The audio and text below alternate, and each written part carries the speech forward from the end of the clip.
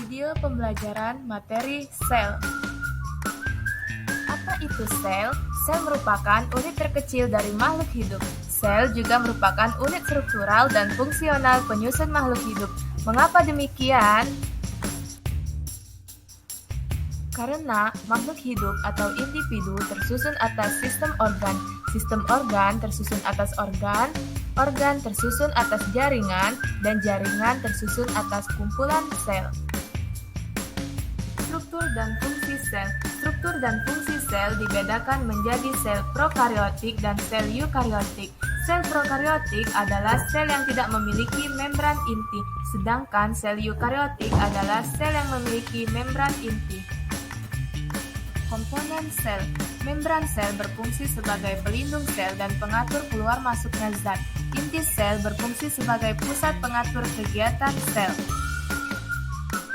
Plasma berfungsi sebagai tempat berlangsungnya reaksi metabolisme sel.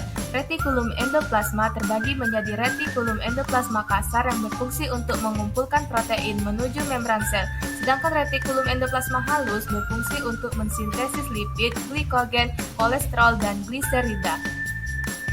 Ribosom berbentuk butiran-butiran bulat yang melekat sepanjang retikulum endoplasma, yang berfungsi sebagai tempat untuk sintesis protein. Badan Golgi berfungsi untuk memperbaiki sel serta pengelolaan hasil sintesis protein oleh retikulum endoplasma. Mitokondria berfungsi sebagai penghasil energi. Lisosom berfungsi untuk mencerna bagian-bagian sel yang rusak atau zat asing yang masuk ke dalam sel, serta penghasil dan penyimpan enzim pencernaan seluler. Vakuola merupakan ruangan yang terdapat di dalam sel. Pada sel tumbuhan, vakuola berukuran besar sebagai tempat cadangan makanan, sedangkan pada sel hewan, vakuola berukuran kecil yang mengandung garam organik, glikosida, butir pati, dan enzim. Plastida hanya terdapat pada sel tumbuhan yang mengandung pigmen hijau atau klorofil disebut kloroplas, sedangkan yang berisi amilum disebut amioplas. Sentriol berfungsi dalam pembelahan sel.